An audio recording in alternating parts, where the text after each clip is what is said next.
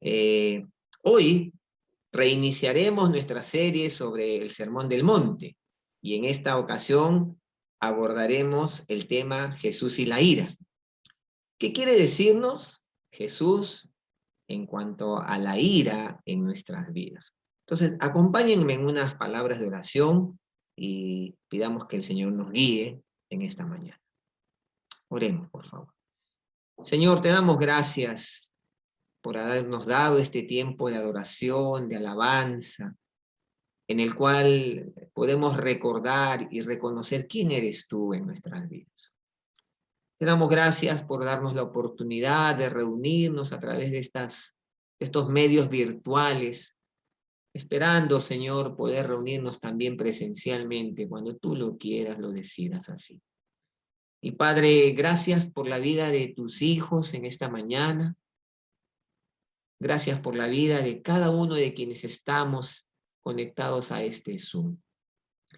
Danos, Señor, el escuchar tu voz. Danos, Señor, el conocer tu corazón.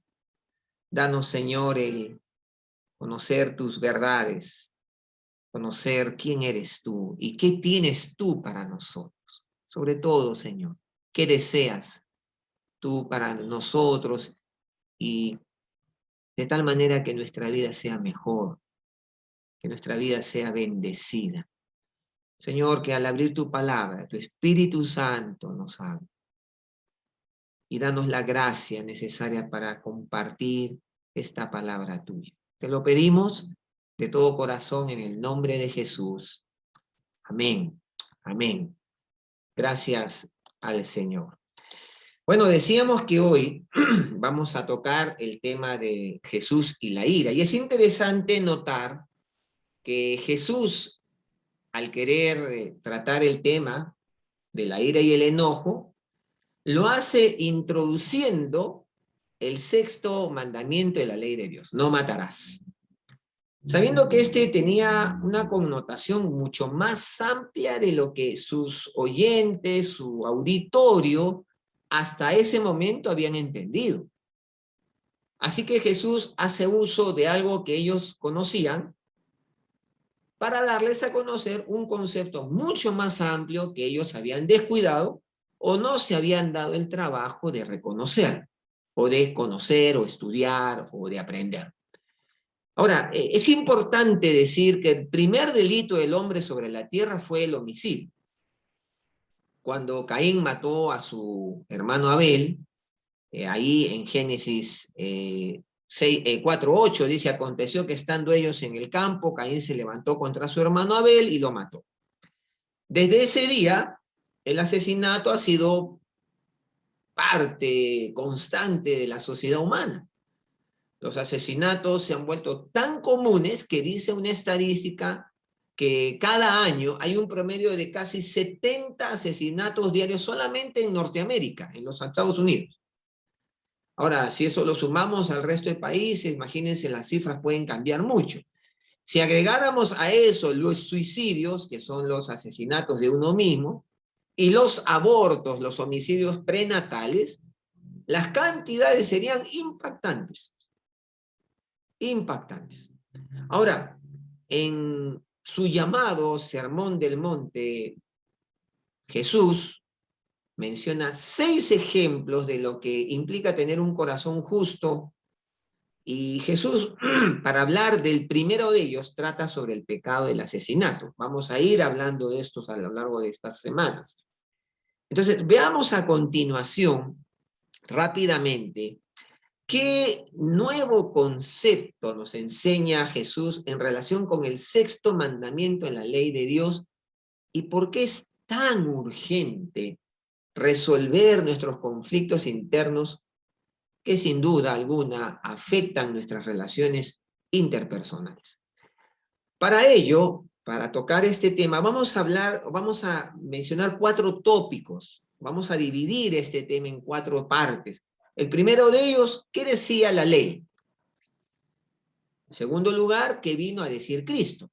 En tercer lugar, ¿qué implicancias tiene lo que dijo Cristo? Y en cuarto lugar, ¿a qué nos llama con urgencia nuestro Señor Jesucristo. Entonces, para empezar, vamos a ver qué decía la ley. Miren lo que dice el verso 21, ahí de Mateo, nuestro texto, que vamos a meditar. Mateo capítulo 5, verso, verso 21.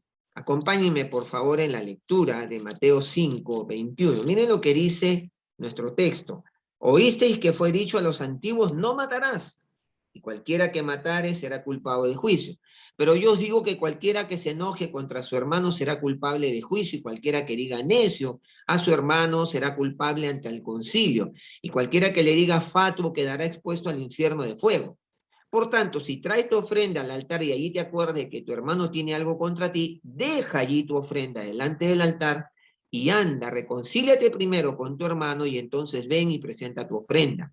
Ponte de acuerdo con tu adversario pronto, entre tanto que estás con él en el camino, no sea que el adversario te entregue al juez y el juez al alguacil y seas echado en la cárcel. De cierto, que no saldrás de allí hasta que pagues el último cuadrante. Este es el pasaje que vamos a meditar en esta mañana. ¿Qué decía la ley de Dios? Miren ustedes, Jesús dice en el verso 21, oísteis que fue dicho a los antiguos, no matarás, y cualquiera que matare será culpable de juicio. El asesinato de Abel fue un acto terrible que Caín sabía que violaba la ley divina, y en Génesis 4, 9 y al 13, ahí lo podemos revisar luego, pero la primera prohibición específica de asesinato se halla más adelante en Génesis. Ahí en Génesis 9, 6 se indica que tanto el castigo como por el asesinato, como la razón de su gravedad. Sin embargo, el mandamiento específico al que Jesús se está refiriendo aquí en Mateo es del decálogo, de la lista de 10 mandamientos que más tarde le da Dios a Moisés, ahí en Éxodo 20:13, no matarás. Ahora, el término que se usa aquí tiene que ver con asesinato criminal. El mandamiento es contra el asesinato intencional de otro ser humano por motivos puramente personales, cualesquiera que estos motivos pudieran ser. En este punto vale decir que en muchos relatos, y quiero hacer un paréntesis aquí, vale decir que en muchos relatos y muchas enseñanzas en la Biblia se clarifica que este mandamiento, que precisamente en este mandamiento de Éxodo 20 se excluyen la pena capital, la guerra justa, el homicidio accidental y la defensa propia. Ahora, ese no es nuestro tema de hoy, pero es todo un tema, ¿no? Ahora, lo que sí debemos afirmar es que los oyentes de Jesús estaban conscientes de la prevalencia y gravedad de este pecado y que sin duda estaban de acuerdo que éste debía ser castigado, y obviamente ellos se sabían inocentes del mismo si no estaban involucrados en un acto así. Ese era el concepto que ellos tenían. No, yo no estoy involucrado en un acto así, entonces soy libre de ese pecado. Ahora, eso decía la ley, y Jesús le dice, oísteis que fue dicho a los antiguos, no matarás. Y dice, y cualquiera que matare será culpado de juicio. Ahora, ¿qué vino en segundo lugar a decir Cristo? Miren lo que dice el verso 22. Pero yo os digo que cualquiera que se enoje contra su hermano será culpado de juicio. Hasta ahí. Ahora Jesús ataca esa confianza en sí mismos que tenían sus seguidores, sus oyentes, los fariseos, los judíos de la época, esa confianza en sí mismos, afirmando que nadie realmente es inocente de asesinato. Eso es lo que está diciendo Jesús. Porque el primer paso en el asesinato, él va a decir, es la ira. Pero yo os digo que cualquiera que se enoje contra su hermano será culpable de juicio. ¿Cómo? Imagínense cómo llegaron las palabras de Jesús a su público que lo oía. Y Jesús va a decir, la ira contra un hermano, el enojo, cualquiera que se enoje contra su hermano será culpable de juicio. Y en primer lugar debemos decir que la ira contra un hermano es aquella que nos hace ser culpables de juicio. Es aquella que está detrás del asesinato. Ira que casi nadie cree que sea pecado y que es uno de los peores pecados. En mayor o menor grado, la ira convierte a todos los seres humanos en asesinos potenciales. Ahora, permítanme explicar esto, ¿no? Las palabras de Jesús precisamente desbaratan la ilusión de justicia propia. Los escribas y fariseos creían que en caso de haber algún pecado del cual no fueran claramente culpables, era precisamente el de asesinato. Ellos pensaban de esa manera. Al manifestar Jesús, pero yo os digo, Jesús les está diciendo algo así. Ustedes no pueden justificarse por no haber cometido el acto físico de asesinato. El asesinato es mucho más profundo que eso. Jesús les dice, se origina en el corazón, no en las manos, y empieza con malos pensamientos, independientemente de si que estos llevan a la consumación del acto o no. Eso es lo que Jesús está diciendo. Puede que no hayamos golpeado nunca a una persona, pero ¿quién puede decir que nunca deseó hacerlo? ¿Quién nunca ha tenido rabia contra alguien? ¿Quién nunca ha albergado sentimientos de venganza contra él? Piense, mi hermano. Querido amigo, piense. Yo pensaba en eso y decía, nunca, o sea, no ha habido en mi vida, muchas veces ha pasado esto. Porque, ¿quién nunca ha tenido rabia contra alguien? Yo creo que todos. ¿Y cuántos hemos muchas veces albergado sentimientos de venganza interna que no se ha consumado, pero ha estado allí? Miren, les quiero contar, una vez estaba yo en la avenida Conquistadores, aquí en San Isidro, y un señor de buena apariencia, un muy buen carro, lujoso, de alta gama, esperaba estacionarse en un lugar donde estaba por salir un auto, y estaba con sus luces de peligro encendidas. Entonces espera que el auto estacionado salga para él ingresar, estacionarse.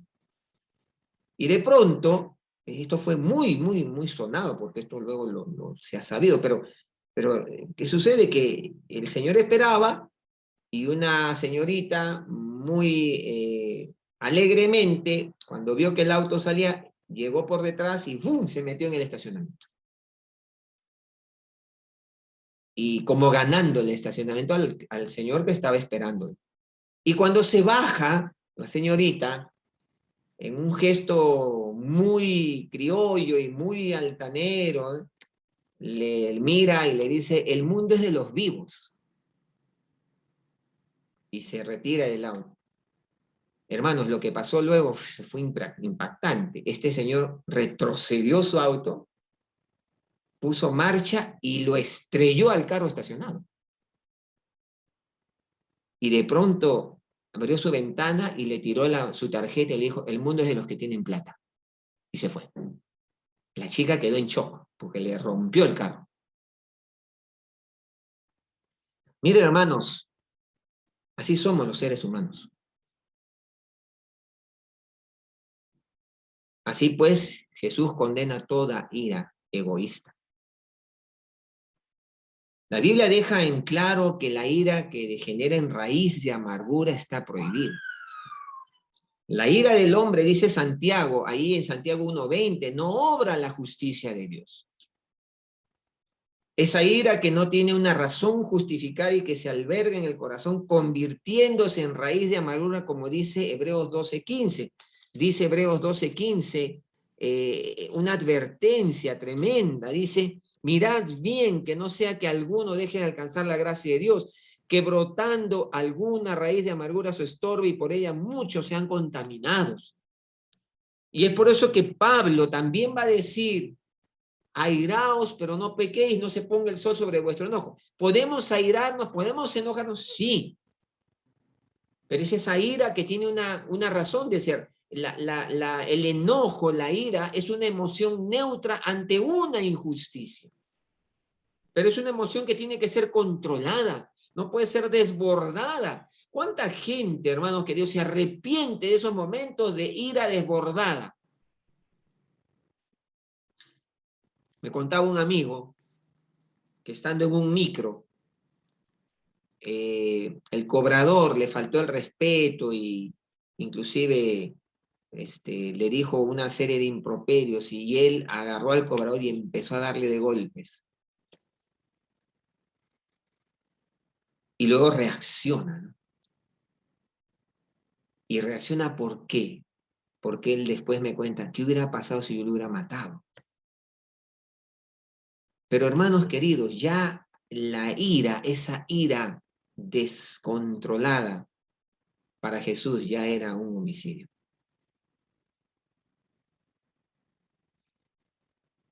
Jesús dice, pero yo os digo que cualquiera que se enoje contra su hermano es culpable, será culpable de juicio. En segundo lugar, él va a decir, y cualquiera que diga necio a su hermano será culpable ante el concilio. El segundo concepto que Jesús da y que amplía ese sexto mandamiento de la ley de Dios es el decir necio a su hermano. ¿Qué es necio? Miren, la palabra necio viene de una raíz, de una palabra que es raca, necio, raca. Era un epíteto usado comúnmente en la época de Jesús, como un término de maltrato malintencionado, de mofa, calumnia. Se ha traducido como insensato, inútil, necio, imbécil, con la connotación de que cuando se decía necio, ese es un descerebrado, tonto, cabeza hueca, sopenco. Y hermanos queridos, decir necio era una expresión de desprecio arrogante. Jesús dice que el desprecio es asesinato del corazón. Imagínense. El desprecio es asesinato del corazón. La persona despectiva será culpable ante el concilio. Y hermanos queridos, yo cuando estudiaba este tema pensaba, ¿no?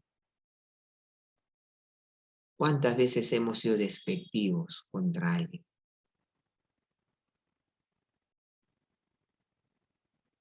¿Quién no ha cometido esta clase de homicidio? Inclusive los padres lo cometen con sus hijos diciéndoles toda cosa de adjetivos degradantes y humillantes. Eres un inútil, eres un bueno para nada. ¿Cuántas veces yo he escuchado a padres proferir una serie de improperios y de groserías a sus hijos en un arranque de ira? Y Jesús dice, cualquiera que diga necio a su hermano, cualquiera que diga eres un cabeza hueca, un sopenco, un descerebrado, un imbécil. Y hermanos queridos, es duro lo que Jesús está diciendo. ¿Cuántas veces los jefes humillan a sus empleados? ¿Cuántas veces los amigos en el colegio cometen bullying sin saber que están matando la vida de una persona, la están marcando de por vida? ¿Cuántas veces los padres No nos damos cuenta que podemos estar marcando la vida de nuestros hijos, los estamos matando. Hermanos queridos, Jesús dice, el desprecio es homicidio. Pero no termina ahí. Jesús dice, y cualquiera que le diga fatuo, quedará expuesto al infierno de fuego. Qué duro, ¿ah? Decirle fatuo al hermano. La palabra fatuo viene del griego moros, significa estúpido, idiota. Pero, ¿sabes qué? El llamar a alguien moros, fatuo, no era criticar su capacidad mental, ese no es el concepto. Eso está más relacionado a necio. Decir fatuo, moros, era poner en duda su carácter moral. Era ensuciar su nombre y reputación y marcarle como persona de mala vida e inmoral.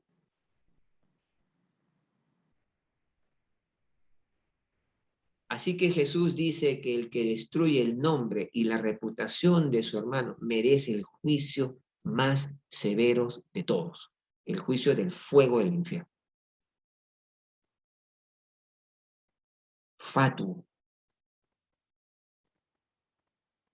Fatuo tenía que ver con eso, poner en duda su carácter, ¿no? Ensuciar su imagen, su reputación. Qué duro, ¿no?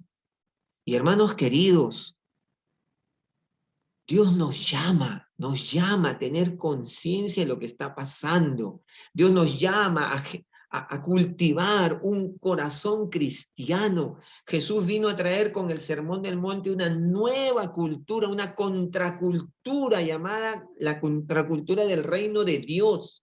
Y esto nos incluye a los creyentes prioritariamente.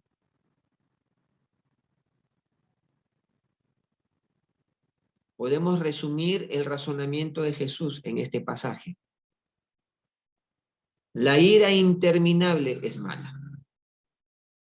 El habla despectiva es peor.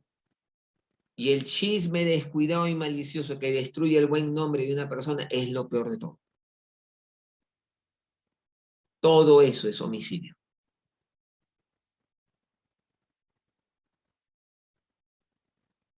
La enseñanza del Señor acerca del asesinato, ya sea que el acto se cometa o no, hermanos, afecta nuestra opinión de nosotros mismos, por supuesto. Porque no estamos exentos de esto. Afecta nuestra adoración a Dios y afecta nuestra relación con otros. ¿Qué implicancias tiene lo que dijo Jesús? En tercer lugar, ¿qué implicancias tiene lo que Jesús dijo? Miren lo que dice, verso 23. Por tanto, si traes tu ofrenda al altar y allí te acuerdas de que tu hermano tiene algo contra ti, deja allí tu ofrenda delante del altar y anda, reconcíliate primero con tu hermano y entonces ven y presenta tu ofrenda. Jesús deja bien claro este hecho fundamental. No podemos estar en paz con Dios a menos que lo estemos con nuestros semejantes, con nuestros hermanos, con quienes nos rodean. No podemos esperar el perdón a menos que hayamos confesado nuestro pecado. Pero no solo a Dios, sino también a los hombres,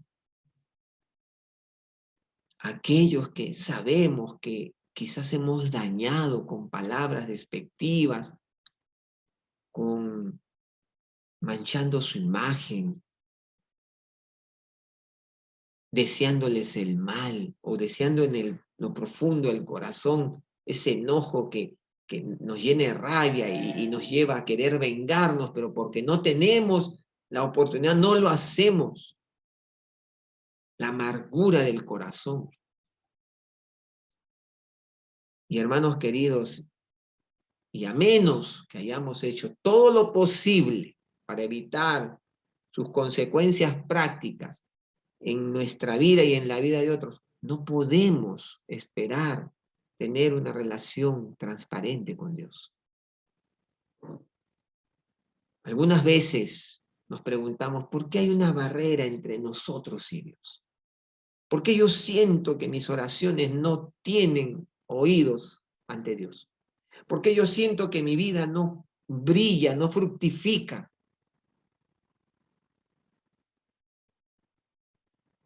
La razón podría ser que somos nosotros los que hemos levantado una barrera y al estar en confrontación con nuestros semejantes o porque hemos ofendido a alguno y no hemos hecho nada para rectificar. Entonces hay una muralla, hay una barrera que nos impide llegar al Señor. Ahí dice, ¿no?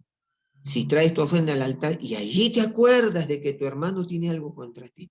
Cuando tú de pronto te arrodillas a orar y dices, y de pronto viene a tu mente algo. Tienes que atender eso, mi hermano querido. Tal vez tengas que pedir perdón a tus hijos, a tu esposo, a tu esposa. Tal vez tengas que pedir perdón a alguien que trataste mal en el trabajo.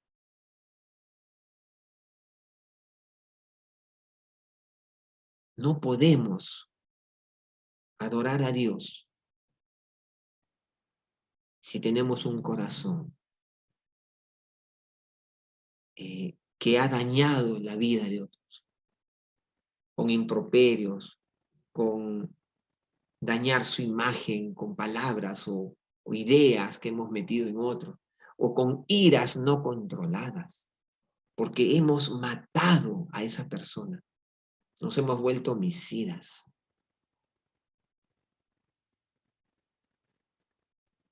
Este es todo un tema, hermanos. Este es todo un tema que a lo largo de la vida va dejando heridas en tanta gente. Probablemente tú has sido víctima de esto y en tu corazón se ha generado una amargura profunda y no puedes perdonar. Pues déjame decirte, es necesario. Y en último lugar, ¿a qué nos llama con urgencia Cristo? Mira lo que dice el 25. Ponte de acuerdo con tu hermano pronto. Aquí Jesús está dando un consejo de lo más práctico. Nos dice que arreglemos las cosas a tiempo, antes que se amontonen y causen aún más problemas en el futuro. No dejarlas pasar, no dejar. Muchas veces nosotros tenemos la tendencia a levantar la alfombra y meter los problemas ahí. No pasó nada. Sí, lo que no nos damos cuenta es que ahí se está descomponiendo el problema. Y se está corrompiendo y se está generando un proceso de putrefacción. Así es en la vida. Jesús describe la escena en este pasaje de dos oponentes que van de camino hacia el tribunal. Y Jesús les dice, aclaren y arreglen las cosas antes de llegar al tribunal, porque si no lo hacen y la ley sigue su curso, habrá todavía peores consecuencias, por lo menos para uno de ellos en días sucesivos. Eso es lo que está diciendo Jesús. Arreglen antes. Y hermanos queridos, ustedes no me van a dejar mentir. Una y otra vez, este concepto de Jesús se confirma en la experiencia en la vida diaria. Que si una pelea o una desavenencia o disputa no se resuelve inmediatamente, puede seguir generando peores y peores dificultades con el tiempo. La amargura engendra más amargura. Y si alguna vez hemos estado enemistados con alguien, debemos arreglar la situación sin pérdida de tiempo. Ahora, puede que esto suponga que debamos ser lo suficientemente humildes para confesar que nos hemos equivocado y disculparnos. Mira, hermano, esto no es fácil, ¿eh? Puede que quiera decir que aún en el caso de que tengamos razón, tenemos que dar el primer paso para restablecer la relación. Porque si eso no se hace, esto va a generar más y más problemas. Miren, hermanos, ¿cuántas veces hay familias que se han destruido, hogares que se han ensombrecido, relaciones internas que se han dañado porque no se dijo perdóname, o no se dijo yo te perdono, porque no se solucionó a tiempo? Por eso el consejo del Señor en su palabra: airaos, pero no pequéis, no se ponga el sol sobre vuestro enojo. Si hay algo que arreglar antes de ir a dormir, tengo que arreglarlo. Y Jesús dice acá: ponte de acuerdo con tu adversario pronto.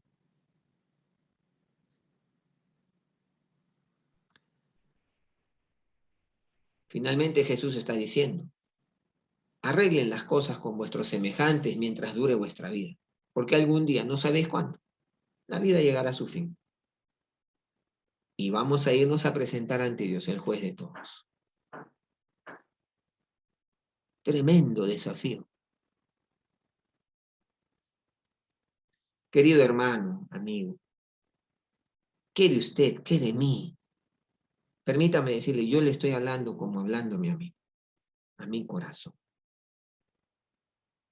Alberga algún tipo de amargura en su corazón por algo que le hicieron, quizás en su niñez, quizás en su adolescencia o quizás en los últimos tiempos.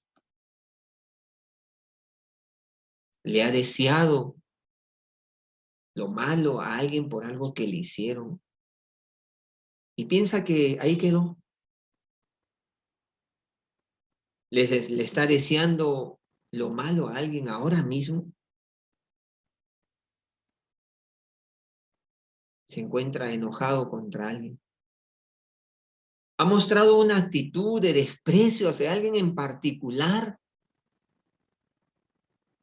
quizás con algún comentario le ha destruido la imagen y reputación a una persona que usted conoce.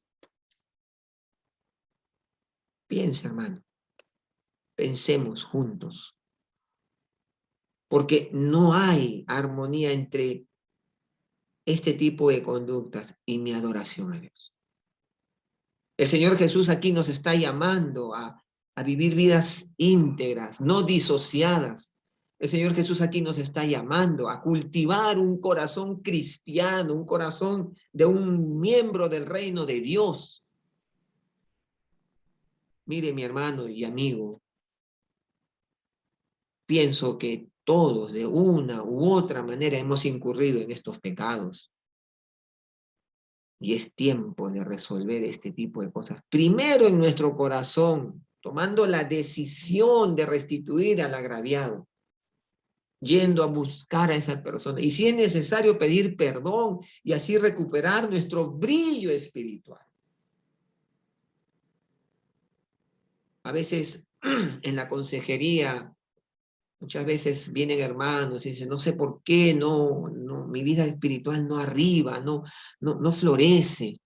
Y me pregunto, ¿no será que hay una raíz de amargura ahí? ¿No será que no hemos perdonado? ¿No será que no hemos arreglado? ¿No será que estamos deseando en nuestro corazón cosas malas hacia alguien? ¿Que tenemos rabia contenida? Hermanos queridos, Jesús dice: ponte de acuerdo con tu adversario pronto, no después, ahora. Esto es urgente. Querido amigo, que quizás nos visita hoy, ¿qué de usted? Tal vez usted escucha estas palabras y dice: yo no tengo el poder para perdonar.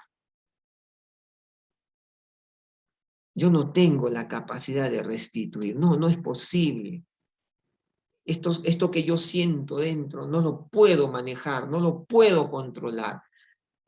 Quizás usted se pregunta: ¿por qué yo daño a las personas que más amo? ¿Por qué nos sucede? ¿Por qué a veces dañamos a las personas que más amo? Nuestros hijos, nuestra esposa, nuestros amigos. ¿Por qué las dañamos con nuestras actitudes y con nuestras palabras? Quizás usted se pregunte eso. Déjeme decirle que Jesús hoy le invita a venir a Él y a entregarle sus cargas y pecados. Y Él quiere darle los recursos necesarios para que pueda tener buenas relaciones con quienes le rodean. Y así puede edificar una vida llena de paz y armonía. Solo Jesús puede darnos esa capacidad. No hay nadie más. Usted puede decirme y de repente me da la razón que lo ha intentado todo y no ha podido. Venga Jesús. La Biblia dice, Jesús dice, si el Hijo os libertare, seréis verdaderamente libres.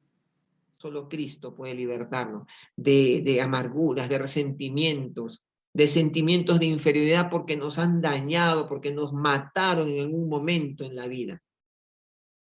¿Por qué no le entrega su vida a Jesús y deja que Él haga una obra de renovación en su vida? Si ese es su anhelo, ore conmigo, ore conmigo. Vamos a orar, iglesia. Inclinemos nuestros rostros. Vamos a orar. Y si usted nos visita hoy, ore conmigo. Incline su rostro ahí en donde está, en su casa. Y dígale así, cierre sus ojos, ahí a sola. Dígale así, Señor Jesús. Dígale con todo su corazón, Señor Jesús, he escuchado tu voz hoy. Y reconozco que no puedo con lo que hay dentro de mi alma, de mi corazón. Pero he escuchado que tú me puedes ayudar. Y por eso vengo a ti hoy. Perdona mis pecados. Perdona mis arrebatos. Perdona mis enojos, mis iras descontroladas. Perdóname mis deseos de venganza. Perdóname por haber dañado la imagen de alguien. Pero hoy te abro mi corazón.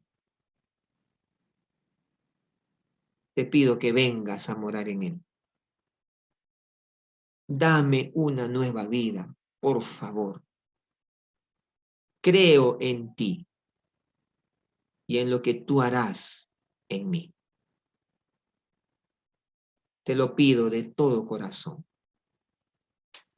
Amén. Querido amigo, si usted hizo esta oración, permítame decirle dos cosas. Quiero decirle que si usted fue sincero con el Señor, primero el Señor le ha perdonado. Gracias a Dios. Porque Él no le va a retener su perdón. El Señor le ha perdonado. Segundo, el Señor le ha de capacitar para usted poder ponerse de acuerdo con quienes puede haber ofendido. Él le va a dar el recurso. Créalo. Él va a restaurar sus relaciones. Y en segundo lugar, si usted oró con toda sinceridad, hágaselo saber a la persona que le invitó a esta reunión. Dígale, yo oré porque necesito arreglar cosas en mi vida y con otros. Él le indicará cómo hacer, porque hay que crecer, porque hay que avanzar, porque hay que conocer al Señor. Y el Señor hará una tarea de restauración, de restitución, de una obra maravillosa en su vida. Pero tiene que conocer al Señor. Así que hágaselo saber a la persona que le invito. Que Dios les bendiga, mis hermanos.